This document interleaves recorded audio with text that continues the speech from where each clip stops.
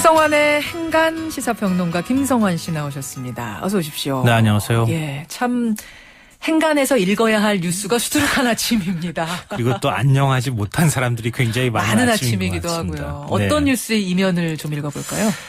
이번 지방선거를 보면서 어떻게 이런 선거가 있을 수 있을까 이런 생각을 하신 분들이 굉장히 많을 것 같은데요. 정말 피말리는 접전이 있고 개표를 시작한 지 12시간이 됐는데 겨우 당선이 확정되는 이런 것들이 여러 곳 나왔습니다. 예.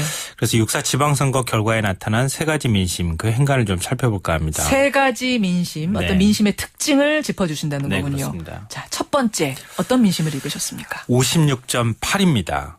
이 투표율인데요. 전체 투표율? 네, 전체 투표율이 56.8%가 나왔습니다. 예, 예. 이번 선거는 전국 단위 선거로는 처음으로 사전투표제가 도입이 돼서 이 마의 투표율 60%를 넘을 것이다. 이런 기대가 굉장히 많았잖아요. 컸어요. 사전투표율이 더군다나 11.5%가 나왔기 때문에 더 그런 기대를 갖게 만들었는데요.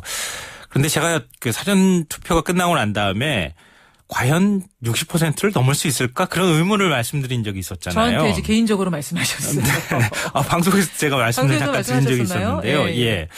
왜냐하면 사전투표가 적극 투표층이 투표하는 날짜만 분산시키는 효과를 나타낼 수도 있다 이렇게 말씀을 드렸는데 결과를 보니까 예상이 한 절반 정도 적중했습니다. 맞습니다. 이 적극 투표층의 투표율 분산 효과하고 투표율 제고 효과 모두 사실 조금씩 나타났는데요. 이 그동안 60% 투표율을 기대했던 근거는 2010년 지방선거 투표율 54.5%에 이번에 받은 사전투표율이 11.5%가 나왔으니까 더해보면 아무리 안 돼도 그래도 60%는 넘지 않겠느냐 뭐 이런 기대였는데요. 그렇죠. 이번에 막상 그 투표 결과를 보니까 좀 다른 결과가 나왔습니다. 이걸 이제 기준을 어디를 기준점으로 삼을까에 대한 문제인 것 같은데요. 지방선거 투표율은 그렇게 사실 높지는 않잖아요. 그동안에 보면. 그러니까 2010년 이전 선거. 이전 지방선거 평균 투표율을 보면 그 행간이 보입니다. 평균 투표율이 51.6%였거든요. 여기에 과거 두 차례 재보궐선거 때 사전투표가 있었거든요. 그때 사전투표율이 4%에서 5% 정도 됐습니다. 낮았어요. 이걸 더해보면 딱 이번 투표율이 나옵니다. 56.8 정도가 나오네요. 정말. 네, 맞습니다. 그러니까 결론적으로 말씀드리면 사전투표율 효과는 4에서 5%다. 나머지 효과는 황금 연휴라든가 또 투표 접근성이라든가 이런 데 영향을 받아서 투표할 사람이 여러 날에 걸쳐서 투표했다. 이렇게 봐야 될 것 같습니다. 투표 어차피 할 사람이 좀 미리 가서 한 게 한 나머지 6% 되고 정말로 선거 당일날 못해서 하는 사람은 5% 되지 않겠는가 이렇게 그렇습니다. 보신다는 말씀이에요. 근데 사실은 이 선거 전에 세월호 참사라는 정말 큰 사건이 있었기 때문에 그렇죠. 어떤 식으로든 표심이 많이 나타날 거다. 그래서 투표율 높아질 거란 예상이 있었는데 그걸 감안하면 투표율이 낮은 거죠. 이전에 이제 분위기로 보면은 이제 그런데요. 이거는 보는 사람의 관점에 따라서 또 분석하는 사람에 따라서 좀 다를 것 같습니다. 전 두 가지 이유가 있다고 보는데요.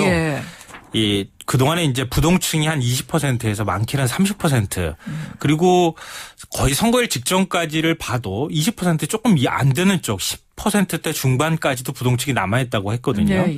이 부동층의 성격을 분석해 보면 안다고 생각이 됩니다. 이 부동층의 성격은 통상적인 경우에는 여권 성향의 지지자들하고 중도층이 섞여 있는 경우가 많습니다. 더구나 이번 경우에는 세월호 참사 이후에 보여줬던 정부의 무능에 실망했던 보수층이 중도층 그러니까 부동층으로 떨어져 나간 측면도 있거든요.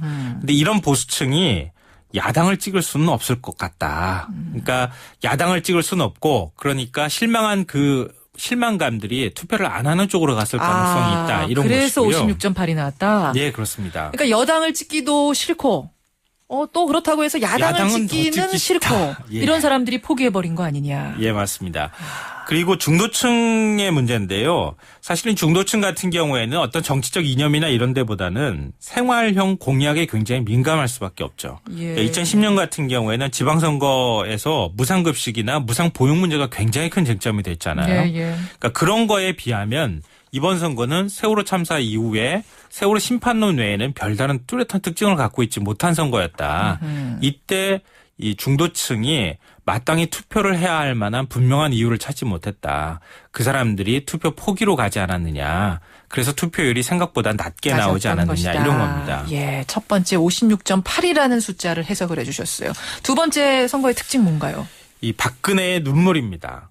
이번 선거에 승패를 가를 최대 접전지가 어디였습니까? 수도권, 경기, 인천 이런 곳을 꼽았었죠. 예, 그렇습니다. 하나를 더 꼽자면 부산을 하나 더 할 수 있을 것 같은데요. 예. 이 수도권에서 서울, 경기, 인천 그리고 부산 이렇게 네 곳을 모두 한쪽이 승리하면 좋겠지만 서울은 일찌감치 박원순 서울시장이 우사로 나왔기 때문에 예. 새누리당 입장에서는 경기와 인천 가운데 최소한 한 곳을 승리하고 부산에서만큼은 꼭 승리해야 하는 이런 상황이었거든요. 그렇죠. 그런데 이게 선거전이 계속 가는 상황을 보면 경기 인천도 불안한 상황이었고 부산은 더더욱 불안한 상황으로 갔었습니다. 오거돈 후보가 있습니다. 네네 맞습니다. 예. 그런데 선거 막판에 이런 투표 결과가 뒤집어졌거든요. 지금 경기, 인천, 부산 다 새누리당이 이겼잖아요. 네 맞아요. 예. 그 효과는 바로 박근혜 대통령에 대한 박근혜 대통령을 구해 주십시오. 지켜 주십시오. 읍소 선거. 박근혜 대통령의 눈물 전략이 먹혔다. 이렇게 봐야 될 것 같습니다. 경기 인천 같은 경우에도 모두 여권세가 강한 지역이었고 예. 세월호 참사 이후에 굉장히 힘든 선거가 될 거라고 하는데 실제 선거 결과는 그렇지 않았다. 이렇게 봐야 될 것 같습니다. 세 번째 특징은 뭐라고 보세요? 상처뿐인 승리입니다. 사실 이번에 나타난 세월호 민심은 새누리당도 아니고 새정치연합도 아니었거든요. 그러게요. 왜냐하면 제가 방금 전에 수도권 말씀드렸지만 예. 경기 인천을 새누리당이 승리를 했고 중원은 비록 다 내줬지만 부산에서 승리를 했거든요.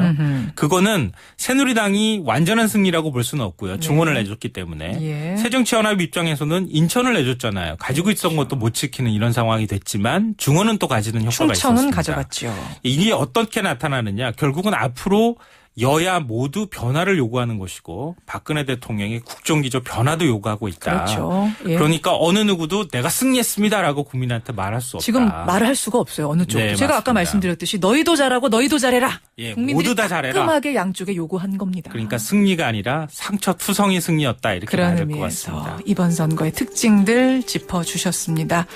얼른 가서 이제 좀 주무세요. 네. 김성환의 행간 수고하셨습니다. 네.